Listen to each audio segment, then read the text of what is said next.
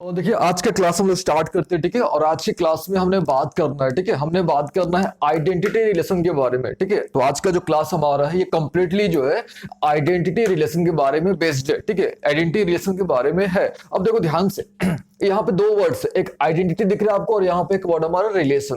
तो रिलेशन का तो मतलब पता है हमने कि रिलेशन का लॉजिक क्या होता है। तो सिंपल सी बात है, रिलेशन यानी क्या चीज, subset of A cross B. हमको ये लॉजिक हमको पता है कि रिलेशन का मतलब क्या होता है। ठीक है, लेकिन हमने जो है ये ध्यान देने वाली बात है, हमने जो है प्रीवियस क्लासेस में आपको बता दिया है कि हम लोग जो है रिलेशन की बात नहीं करेंगे, हम लोग जो है रिलेशन ऑन अ सेट की बात करेंगे। ध्यान से, ठीक है, हम लोग जो बात करेंगे रिलेशन ऑन अ सेट की बात करेंगे, यानी हम लोग जो है दो सेट्स नहीं लेने वाले हैं। ठीक है, हम लोग केवल एक ही सेट की बात करेंगे। ठीक है, हमने जो है केवल एक ही सेट लेना है। ठीक है, अच्छा अब देखो पिछले क्लास में हमने आपको बताया है कि रिलेशन ऑन अ सेट का मतलब क्या होता है। तो रिलेशन ऑन अ सेट का सिंपल सा लॉजिक होता है, if R is the subset of A cross A. ठीक है, if R is the subset of A cross A, तो उसको हम लोग क्या बोलते हैं, रिलेशन ऑन अ सेट। ठीक है, तो रिलेशन यानी सिंपल सी बात है, रिलेशन यानी R is the subset of A cross B, यानी ए क्रॉस बी का जो सबसेट होगा उसको हम लोग क्या बोल रहे हैं यहाँ पे, आर। लेकिन यहाँ पे दोनों जो है आपके ए और बी जो वो डिफरेंट सेट्स हैं। ठीक है, लेकिन रिलेशन ऑन अ सेट का मतलब क्या होता है आपका, कि यहां पे जो हमारे पास केवल एक ही सेट है ए। ठीक है, तो ए क्रॉस ए हमने कैलकुलेट कर लिया। अच्छा, ए क्रॉस यानी कार्टेशियन प्रोडक्ट हमने कैलकुलेट कर लिया। इसका जो भी सबसेट होगा, इसका ए क्रॉस ए का जो भी सबसेट होगा उसको बोलेंगे हम लोग relation on a set. Simple सी बात है। ठीक है, तो ये आपको अच्छे तरीके से समझ आना चाहिए कि रिलेशन ऑन अ सेट का मतलब क्या होता है। ठीक है, यानी हम लोग जो है केवल एक सेट की बात कर रहे हैं। ठीक है, हम लोग जो केवल एक सेट की बात कर रहे हैं वो सेट ए की बात कर रहे हैं। ठीक है, अच्छा रेडी, यहां तक क्लियर है, हमारी सारी चीजें क्लियर है। अब देखो यहां पे हमने ए क्रॉस ए, आपको पता है कि ए क्रॉस ए जो है हमने कैलकुलेट करा हुआ है यहां पे। अच्छा, ए क्रॉस ए का मतलब क्या होता है, ठीक है, ए क्रॉस ए यानी कार्टेशियन प्रोडक्ट। ठीक है, ए क्रॉस ए का सिंपल सा मतलब होता है जिसका नाम होता है क्या, कार्टेशियन प्रोडक्ट। अच्छा, ये क्लियर हो गया कार्टेशियन प्रोडक्ट का मतलब क्या होता है। अब कार्टेशियन प्रोडक्ट को हम लोग बहुत तरीके से रिप्रेजेंट कर सकते हैं। ठीक है, जैसे हम लोग ने पिछले क्लासेस में बात करा हुआ रोस्टर मेथड हमारा है। ठीक है, सेट बिल्डर मेथड है ना, इसको हम लोग बहुत तरीके से रिप्रेजेंट कर सकते हैं। लेकिन उसमें से जो सबसे इंपॉर्टेंट है आपका, दैट इज मैट्रिक्स मेथड, या मैट्रिक्स, इसको आप बोल सकते हो मैट्रिक्स रिप्रेजेंटेशन। ठीक है, उसमें से जो सबसे इंपॉर्टेंट है जिसका नाम है मैट्रिक्स रिप्रेजेंटेशन। ठीक है, तो हमने देखो दो बातों को ध्यान रखना है जब भी हम लोग टाइप्स ऑफ रिलेशन की बात करेंगे, हमने दो चीजों को एज्यूम करके चलना है। ठीक है, कि हमने जो है एक चीज जो है हमने हर बार जो है रिलेशन ऑन अ सेट की बात करनी है, एंड सेकंड वन, जब भी हम लोग कार्टेशियन प्रोडक्ट को जब भी रिप्रेजेंट करेंगे तो हम लोग मैट्रिक्स फॉर्म पे उसको रिप्रेजेंट करेंगे। तो ये अपने बात को ध्यान में रखनी है, सिंपल सी बात है। ठीक है, चलिए तो हम लोग क्या करते हैं, यहां पे हमने क्या करा हुआ है, एक सेट लिया हुआ। ठीक है, लेट हमने क्या करा हुआ, एक सेट लिया है, that is A B C, clearly एक नॉन एम्प्टी सेट है। अच्छा, उसके बाद हमने क्या करा, ए क्रॉस ए कैलकुलेट करा, ए क्रॉस ए कैलकुलेट करा। अच्छा, पता है हमने पिछले क्लासेस में सीख लिया कि इसको जो है ये मैट्रिक्स रिप्रेजेंटेशन क्या होता है, इसके बारे में हमने ऑलरेडी सीख लिया है। तो यहां पे हमने क्या कर दिया, एक मैट्रिक्स रिप्रेजेंटेशन तैयार कर दिया। ठीक है, किसका तैयार कर दिया, ए क्रॉस ए का। ठीक है, अब देखो ध्यान से, ठीक है, अब देखो ध्यान से, ये जो होता है हमारे डायगोनल होता है ना, इसको बोलते हैं डायगोनल एलिमेंट, या इसको आप बोल सकते हो प्रिंसिपल डायगोनल एलिमेंट। ध्यान देने वाली बात है, इसको हम लोग क्या बोलेंगे, प्रिंसिपल डायगोनल बोलते हैं। ठीक है, अब सोचने वाली बात है कि आप इसी को प्रिंसिपल डायगोनल क्यों बोल रहे हो, क्यों बोल रहे हैं हम लोग, और इसको क्यों नहीं बोल रहे। देखो ध्यान से, क्योंकि इसमें जो है आपके ये जो दोनों एलिमेंट है वो क्या है, इक्वल है, दोनों एलिमेंट क्या है, इक्वल है। इसीलिए ये जो डायगोनल होता है, इस डायगोनल को हम लोग क्या बोलते हैं, प्रिंसिपल डायगोनल। ठीक है, और यहाँ जो एलिमेंट्स है यानी ए ए बी बी सी सी, इस एलिमेंट्स को हम लोग क्या बोलते हैं, डायगोनल एलिमेंट्स। ठीक है, यहां तक क्लियर है, दो बातें हमने क्लियर कर ली। ये होता हमारा, अच्छा ये क्या हमारा पूरा क्या है, मैट्रिक्स रिप्रेजेंटेशन। अच्छा, किसका रिप्रेजेंटेशन, कार्टेशियन प्रोडक्ट का। अच्छा ठीक है, कार्टेशियन प्रोडक्ट यानी किस सेट का, एक सेट का कि दो सेट का, तो केवल एक सेट का, दैट इज ए क्रॉस ए का।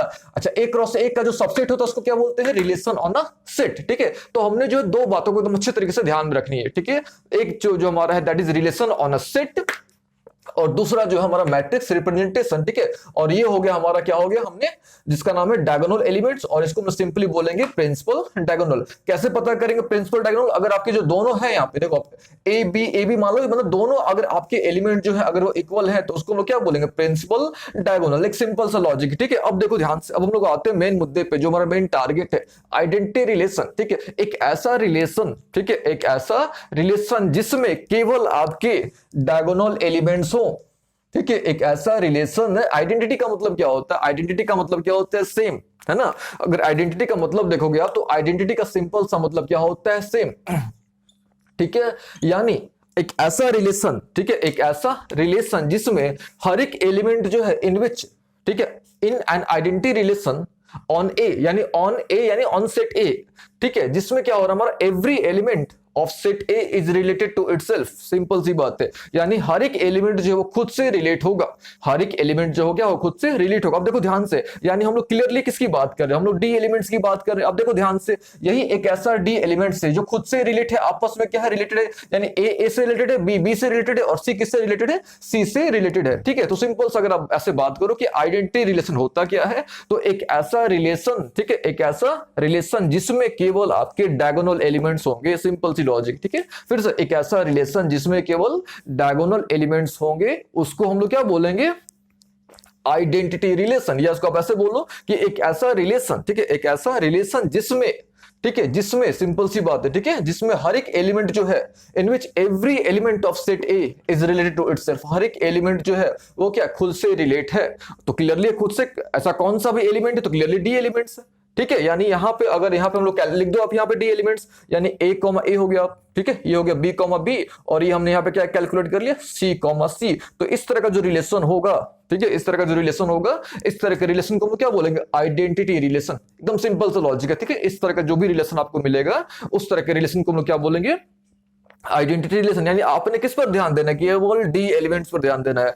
तो ऐसा रिलेशन जहां केवल डी एलिमेंट्स होंगे वो आइडेंटिटी रिलेशन होंगे। ठीक है, अच्छा अब देखो हमने यहाँ पे इसका एक डेफिनेशन भी लिखा हुआ है, एक सिंपल सा हमने डेफिनेशन भी लिखा हुआ है इसका, वो थोड़ा देख लेते हैं हम लोग। ठीक है, अच्छा यहाँ पे क्या डेफिनेशन? अगर हमारा जो ए है, सपोज हमारे पास कोई सेट ए है, ठीक है, क्यों? क्योंकि हम लोग जो है जो बात करेंगे, हम लोग बार बार आपको हम बोल रहे हैं बात कि हम लोग रिलेशन ऑन अ सेट की बात कर रहे हैं। ठीक है, हम लोग जो भी बात करेंगे रिलेशन ऑन अ सेट, यानी हमने केवल एक सेट लेना है। ठीक है, तो हमारे पास क्या है? सपोज हमारे पास कोई भी एलिमेंट है और वो एलिमेंट किससे बिलोंग कर रहा है? सेट ए से बिलोंग कर रहा है। ठीक है, अच्छा जो एलिमेंट है, ये जो ए एलिमेंट है, ठीक है, अगर ए और ए आपका आर से बिलोंग कर रहा है, तो इस तरह का जो रिलेशन होगा, इस तरह के रिलेशन को हम लोग क्या बोलते हैं? Identity relation. देखो इससे बेहतर है कि इसको आप समझो, इससे बेहतर है इसको आप ये समझो कि अगर आपका डी एलिमेंट है, ठीक है, अगर केवल आपका डी एलिमेंट है, ठीक है, तो उसको हम लोग क्या बोलेंगे? Identity relation. सिंपल सी बात है, ठीक है। इसको हम लोग आई आर से रिप्रेजेंट कर सकते हैं। ठीक है, इसको आप ये आई ए भी लिख सकते हो।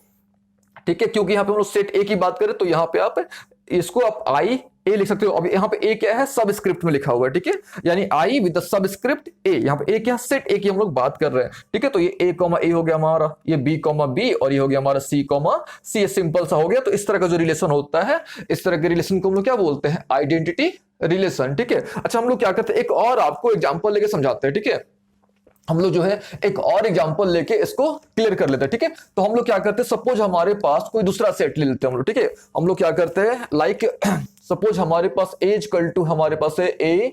अच्छा सपोज हम लोग ले लेते हैं 1 2 3। ठीक है, सपोज हमने क्या करा? सेट ले लिया जिसका नाम है, जिसमें एलिमेंट्स है आपके क्या है? 1 2 और 3। ठीक है, हमारे पास ऐसा कोई सेट है जिसमें हमारे पास एलिमेंट क्या क्या अवेलेबल है? 1 2 और 3। तो सबसे पहले हमने करना क्या है? First of all we need to find A cross A. A cross A find out करना है। अच्छा A cross A find out करने के बाद हमने क्या करना है? इसको मैट्रिक्स फॉर्म पे रिप्रेजेंट कर देना है। मैट्रिक्स फॉर्म पे क्या कर देना है? रिप्रेजेंट कर देना है। अच्छा आपको अच्छे तरीके से पता है, ठीक है, क्या पता हम लोग कि हम लोग क्या करते हैं? सबसे पहले इसमें total number of elements calculate करते हैं। तो आपको पता है कि टोटल नंबर ऑफ एलिमेंट्स कितने होंगे? यहाँ पे 9 होंगे। यानी इसका अब जब आप इसका ए क्रॉस ए कैलकुलेट करोगे, ठीक है, देन आपको कितने एलिमेंट्स मिलेंगे? 9 एलिमेंट्स आपको मिलेंगे। ठीक है, 9 एलिमेंट्स मिलेंगे। तो हमने करना क्या है? यहाँ पे 9 जो है, ये जो पूरा हमारा जो रेक्टेंगुलर पोर्शन है, इसको हमने क्या कर देना है? 9 बॉक्सेस में डिवाइड कर देना है। ठीक है, चलो ये हो गया हमारे, देखो ऊपर हो गया 3, ये हो गया हमारे पास 3 3 6, और ये हो गया 3।